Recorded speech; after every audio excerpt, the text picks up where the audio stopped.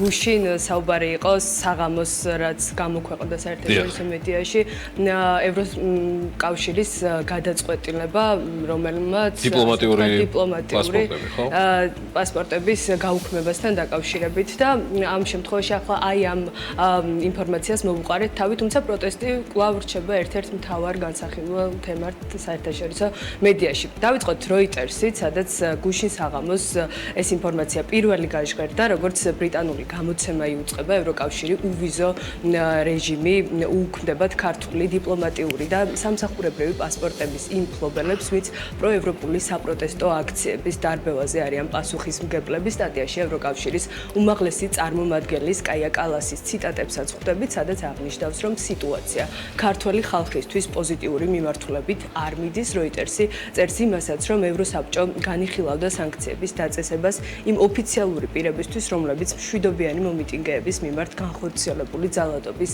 მიღმადგანან, თუმცა კონსენსუსი ამ საკითხთან დაკავშირებით უნგრეთის და სლოვაკეთის ვეტოს გამო ვერ შედგა და ამასაც თავისი მიზეზები აქვს ცხადია, რაც ყველა კარგად ვიცით.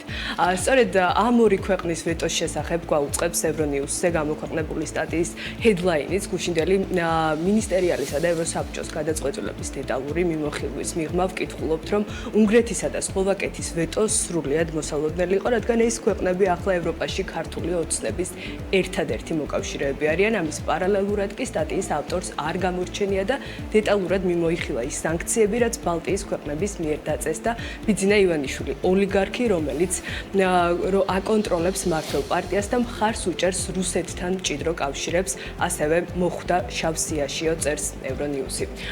Associated Press-აც არ გამორჩენია ეს ამბავი დიპლომატიური და სამსახურებრივი პასპორტებისთვის უვიზო მიმოსვლის გაუქმების მიღმა სტატიაში საუბარია იმაზეც, თუ რამ გამოიწვია ევროსაბჭოს მიერ ამ ნაბიჯის გადადგმა და მისი ავტორი 28 ნოემბრიდან ქვეყანაში განვითარებულ მოვლენებსაც მიმოიხილავს. ბოლო კვირების განმავლობაში 10,000-ობით ადამიანი რეგულარულად ავსებს ქუჩებს მას შემდეგ, რაც მმართველმა პარტიამ გადაწყვიტა შეაჩეროს მოლაპარაკებები ევროკავშირში გაწევრიანების შესახებ. ამის პარალელურად კი მშვიდობიანი აქციის მონაწილეებს პოლიცია ძალის გამოყენებით შლის, ვკითხულობთ სტატიაში. ევროკავშირი ქართველი დიპლომატებისთვის უვიზო მიმოსვლას აჩერებს ამ სათაურით აქვეყნებს სტატიას Deutsche Welle-ს გერმანული გამოცემა.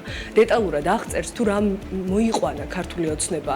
აქამდე საუბარია როგორც რუსულ კანონზე, ასევე 26 ოქტომბრის საპარლამენტო არჩევნებზე და ბოლოს მიხეილ ყაველაშვილის პრეზიდენტად არჩევაზე, რომელზეც წერია, რომ მისით პროევროპელი ევროკავშირში გაწევრიანების მომხრე პრეზიდენტი სალომე ზურაბიშვილი იცვლება. სხვათა შორის, სწორედ ყაველაშვილს ეძღვნება ფრანგული გამოცემა Le Monde-ის მიერ გამოქვეყნებული სტატიაც საქართველოს პარლამენტმა პრეზიდენტად პრორუსი მიხეილ ყაველაშვილი აირჩია 53 წლის ყოფილი ფეხბურთელი, რომელიც თავისი ანტიდასავლური პოზიციით არის ცნობილი ქვეყნის პროევროპელ პრეზიდენტს ცვლის წერს Le Monde. საპროტესტო აქციები კრემლისგან მართული ხელისუფლების წინააღმდეგ. ამ სათაურით აქვეყნებს სტატიას ეკონომისტი. ქართული ოცნების, ანუ რუსეთის მეგობარი მმართველი პარტიის დეპუტატებმა აირჩიეს ახალი პრეზიდენტი მემარჯვენე პოპულისტი კომუნისტური წარსულის უსიამოვნო გამოძახილებით, აღნიშნავს სტატიის ავტორი და წერს იმასაც, რომ ქართული ოცნება ახლა ცდილობს საკმარისად ძლიერად დაარტყას დემონსტრანტებს, რომ ისინი დათრგუნოს, თუმცა არა ისე სასტიკად, რომ პროვოცირება მოახდინოს ისეთ აჯანყებას, რამაც 2014 წელს უკრაინის პრორუსი პრეზიდენტი ჩამოაგდო.